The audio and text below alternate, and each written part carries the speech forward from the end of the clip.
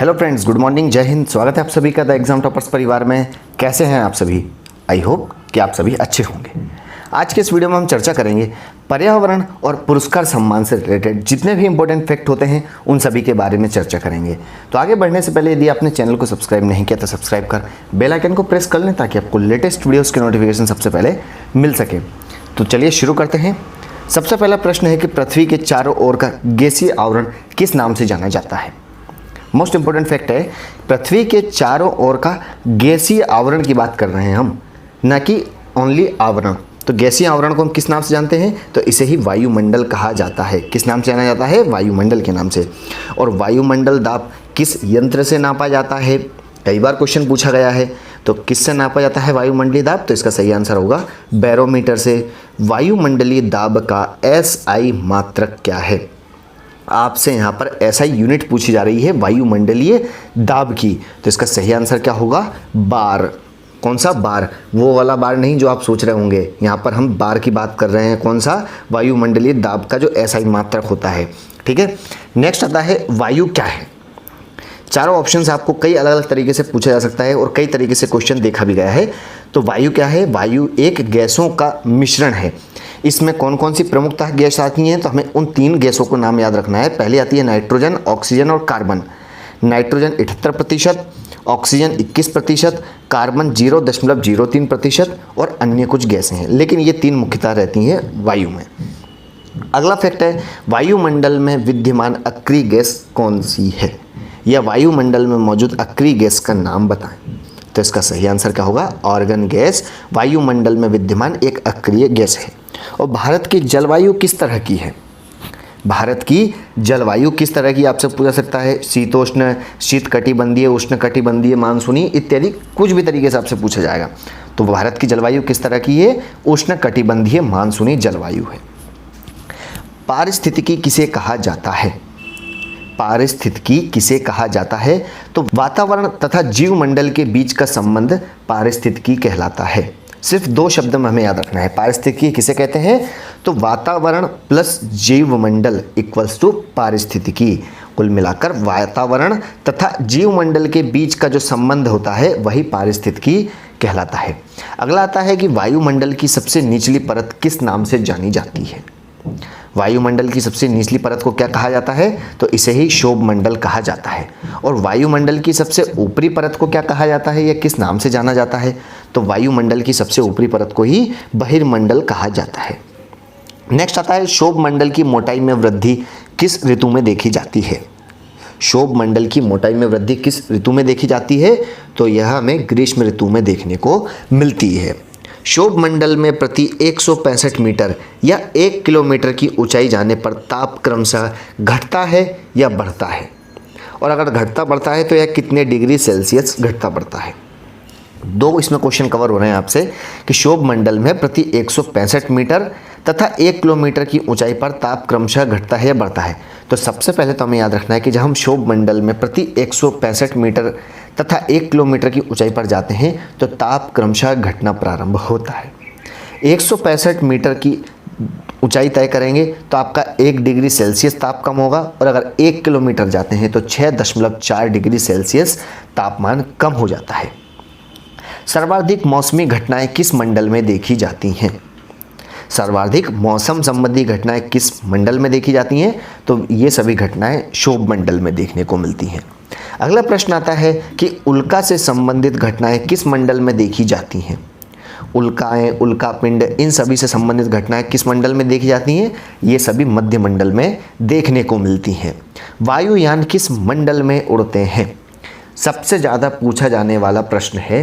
जितनी भी प्रतियोगी परीक्षाएं होती हैं उसमें यह आसान सा क्वेश्चन पूछा जाता है, लेकिन अक्सर गलत करके ही आते हैं। तो वायुयान किस मंडल में उड़ते हैं? समताप मंडल में। अगला आता है, रेडियो तथा संचार संबंधित मंडल कौन सा है?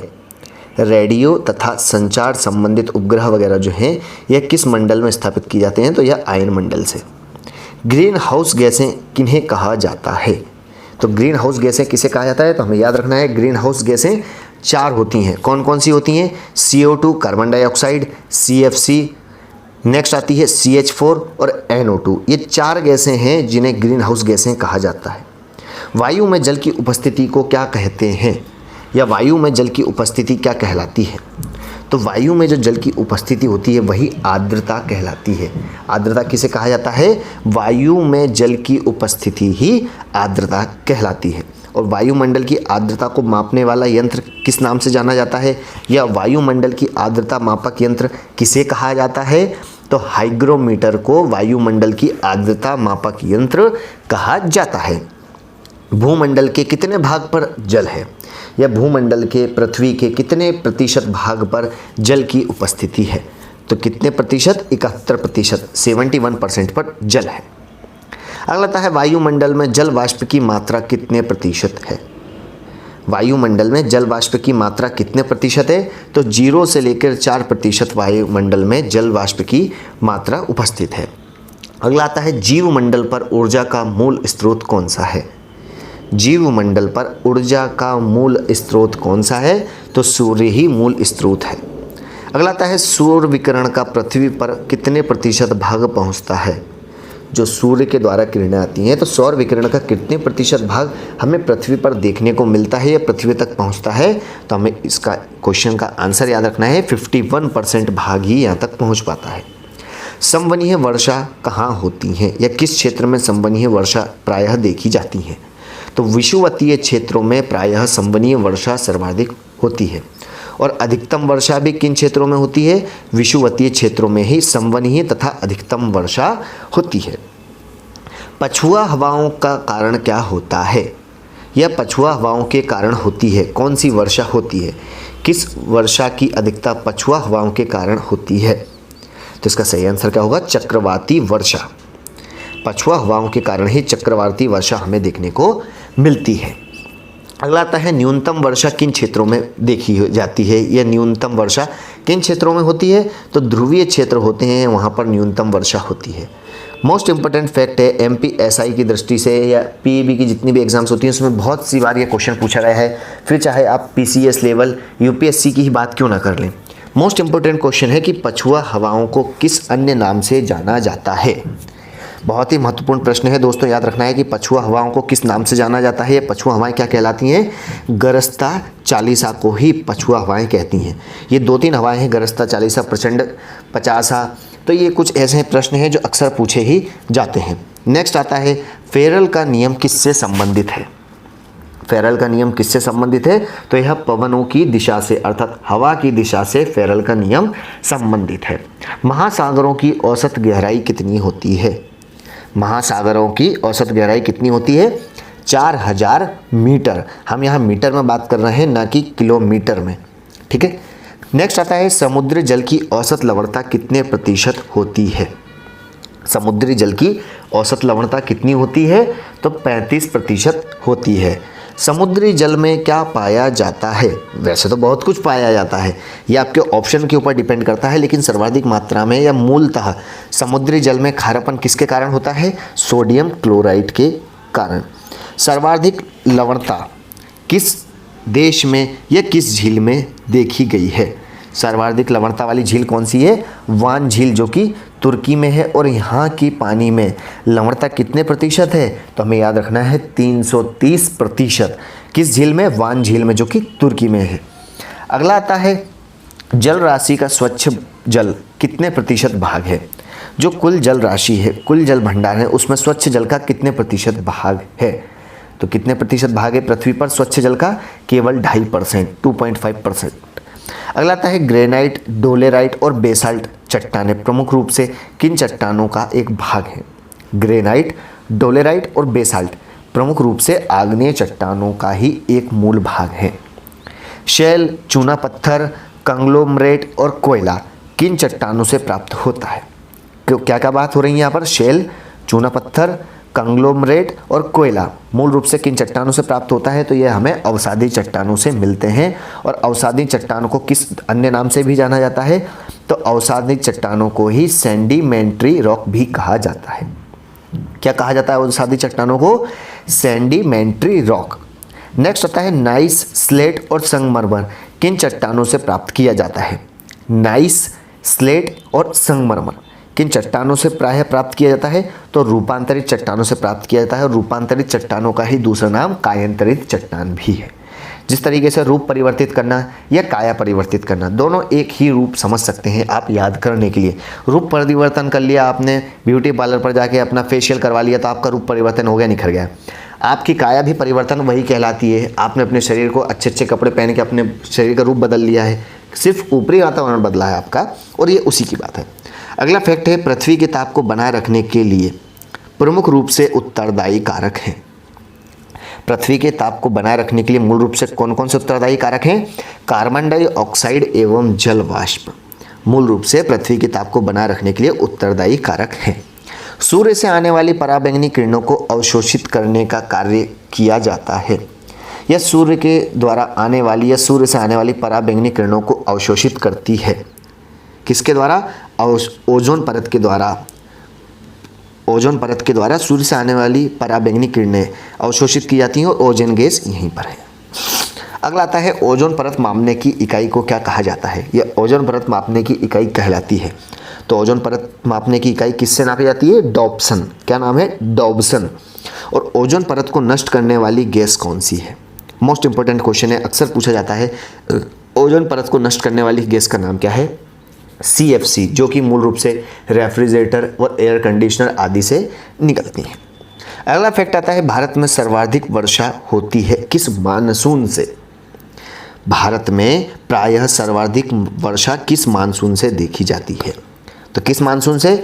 दक्षिणी पश्चिमी मानसून से देश में सर्वाधिक वर्षा होती है। किस मानसून की बात कर रहे हैं हम? दक्षिणी पश्चिमी, अरब सागर वाला जो बेल्ट है, हम उसकी बात कर रहे हैं। अगला फैक्ट आता है, मानसून सबसे पहले किस राज्य में अपने कदम रखता है? यह मानसून सबसे पहले किस राज्य में प्रवेश करता है? तो हम सभी को पता है, केरल राज्य से देश में मानसून का आगमन होता है। और किस सप्ताह में? तो यह जून के प्रथम सप्ताह में, और लगभग 1 से 5 जून के बीच केरल में मौसम का प्रवेश हो जाता है। जाड़े के दिनों में सर्वाधिक वर्षा किस राज्य में और किस मानसून से होती है? जाड़े अर्थात ठंड के दिनों में सर्वाधिक वर्षा तमिलनाडु के तटों पर देखी जाती है, और यह लौटते हुए मानसून के कारण होती है। ठंड के दिनों में या जाड़े के दिनों में सर्वाधिक वर्षा तमिलनाडु के तटों पर देखी जाती है, और किसकी वजह से? लौटते हुए मानसून की वजह से। तो ये थे कुछ हमारे पर्यावरण से रिलेटेड फैक्ट। अब हम बात कर लेते हैं देश के प्रमुख पुरस्कार और सम्मान के बारे में। देश का सर्वोच्च सम्मान या सर्वोच्च पुरस्कार का नाम क्या है? आई होप कि आप सभी को इसका आंसर पता है, भारत रत्न। भारत रत्न देश का सर्वोच्च सम्मान है। भारत रत्न या राष्ट्रीय पुरस्कार जो है, इनका प्रारंभ कब से हुआ है? तो 1954 से प्रारंभ हुआ है। भारत रत्न से सम्मानित होने वाले प्रथम भारतीय कौन थे?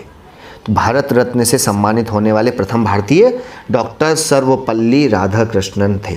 कौन थे? डॉक्टर सर्वपल्ली राधाकृष्णन, जिनकी याद में ही हाल ही में शिक्षक दिवस मनाया गया है, और प्रतिवर्ष शिक्षक दिवस इन्हीं की याद में मनाया जाता है। अगला आता है, भारत रत्न से सम्मानित प्रथम भारतीय महिला कौन है? भारत रत्न से सम्मानित होने वाली प्रथम भारतीय महिला कौन है? इंदिरा गांधी, जिन्हें वर्ष 1971 में प्रदान किया गया था। और भारत रत्न से सम्मानित होने वाले प्रथम सबसे युवा व्यक्ति कौन है? सबसे कम उम्र के व्यक्ति कौन है भारत रत्न पाने वाले? भारतीय क्रिकेटर, मशहूर क्रिकेटर सचिन तेंदुलकर। नेक्स्ट आता है, भीमराव अंबेडकर को मरणोपरांत भारत रत्न कब दिया गया था? डॉक्टर भीमराव अंबेडकर को मरणोपरांत भारत रत्न 1990 में प्रदान किया गया था। और मरणोपरांत भारत रत्न से सम्मानित होने वाले प्रथम व्यक्ति कौन है? मरणोपरांत अर्थात मृत्यु के पश्चात भारत रत्न से सम्मानित होने वाले प्रथम व्यक्ति कौन है? तो लाल बहादुर शास्त्री हैं, जिन्हें 1966 में यह पुरस्कार दिया गया था। अगला आता है, बहुत ही महत्वपूर्ण, भारत रत्न प्राप्त करने वाले प्रथम विदेशी व्यक्ति कौन थे? तो भारत रत्न प्राप्त करने वाले प्रथम विदेशी कौन है? खान अब्दुल गफ्फार खान। क्या नाम है? खान अब्दुल गफ्फार खान, जो कि पाकिस्तान के हैं, और इन्हें 1987 में पहली बार किसी गैर भारतीय को या प्रथम विदेशी व्यक्ति को भारत रत्न प्रदान किया गया था। अगला फैक्ट आता है कि मदर टेरेसा को भारत रत्न पुरस्कार कब दिया गया था? तो मदर टेरेसा को भारत रत्न पुरस्कार कब दिया गया था? 1980 में प्रदान किया गया था। अगला आता है, बुकर पुरस्कार की शुरुआत कब से हुई है? तो बुकर पुरस्कार की शुरुआत 1969 अर्थात 1969 से हुई है। और यह बुकर पुरस्कार जीतने वाली प्रथम भारतीय महिला कौन है? अरुंधति रॉय हैं। क्या नाम है? अरुंधति रॉय, जिन्हें वर्ष 1997 में यह पुरस्कार दिया गया था। और बुकर पुरस्कार किस क्षेत्र से संबंधित है? तो बुकर पुरस्कार किस क्षेत्र से संबंधित है? हम सभी को पता होना चाहिए, यह साहित्य लेखन से संबंधित है। नेक्स्ट आता है मैग्सेसे पुरस्कार या रेमन मैग्सेसे पुरस्कार किसके नाम पर दिया जाता है, कहाँ दिया जाता है और इसका प्रारंभ कब से हुआ है? तो रेमन मैग्सेसे पुरस्कार फिलीपींस के राष्ट्रपति रेमन मैग्सेसे के नाम पर दिया जाता है। किसके नाम पर? फिलीपींस के राष्ट्रपति रेमन मैग्सेसे के नाम पर ही मैग्सेसे अवार्ड दिया जाता है और यह 1958 से प्रारंभ हुआ है। अगला बहुत ही महत्वपूर्ण प्रश्न है, एशिया का नोबेल किस पुरस्कार को कहा जाता है? यह एशिया के नोबेल पुरस्कार कहलाता है। किस पुरस्कार को? मैग्सेसे पुरस्कार को ही, रेमन मैग्सेसे पुरस्कार को ही एशिया का नोबेल पुरस्कार कहा जाता है। रेमन मैग्सेसे पुरस्कार से सम्मानित प्रथम व्यक्ति का नाम क्या है? तो रेमन मैग्सेसे पुरस्कार से सम्मानित होने वाले प्रथम व्यक्ति का नाम है आचार्य विनोबा भावे, जिन्हें 1958 में रेमन मैग्सेसे पुरस्कार से सम्मानित किया गया था।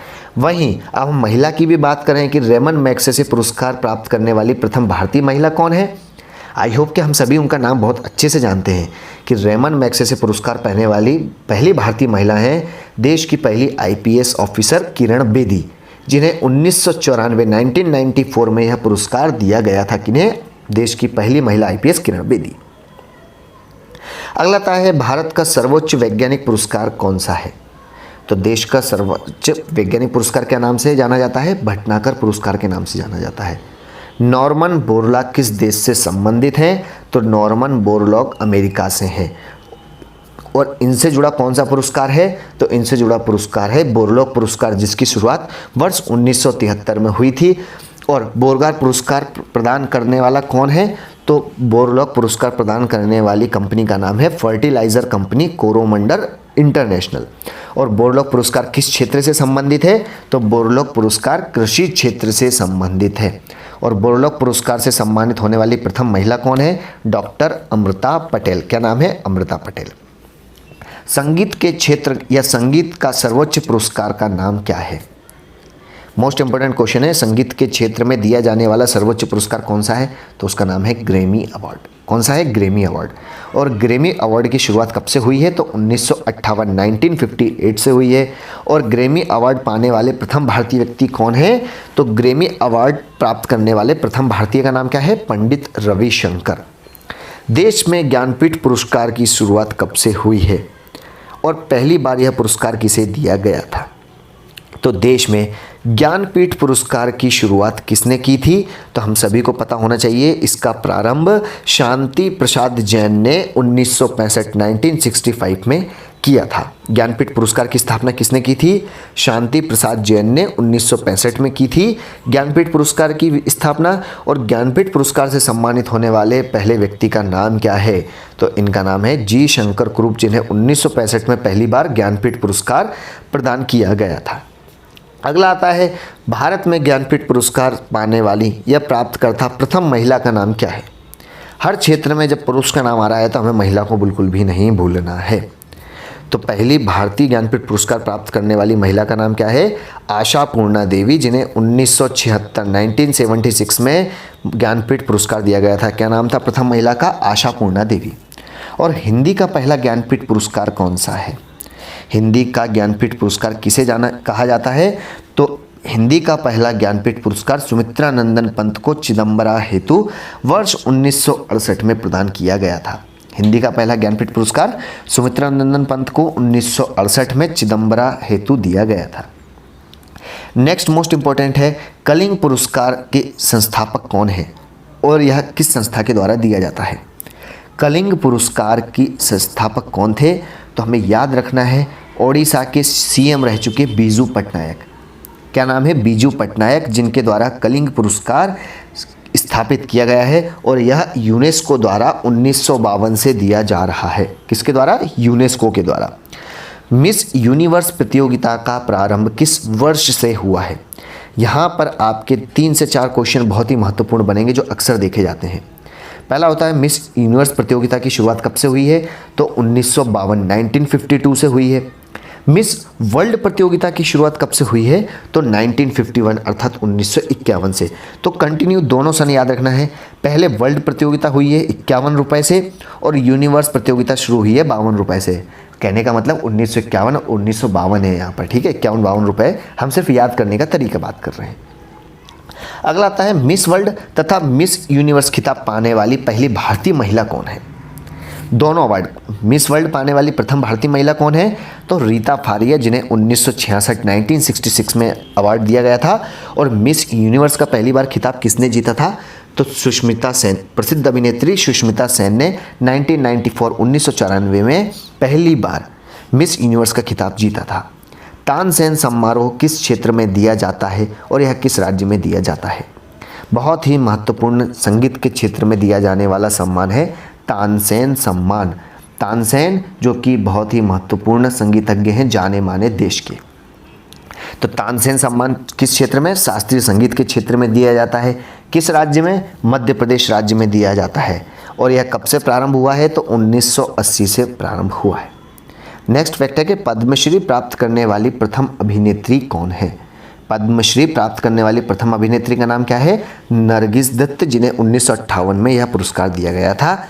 अगला फैक्ट है कि व्यास सम्मान सबसे पहले किस व्यक्ति को दिया गया था। यह व्यास सम्मान की शुरुआत कब से हुई है, यह किस संस्था के द्वारा दिया जाता है। कई क्वेश्चन बन सकते हैं, सभी को कवर अप करते हैं। तो व्यास सम्मान की शुरुआत कब से हुई है, 1991 से व्यास सम्मान देना प्रारंभ किया गया है।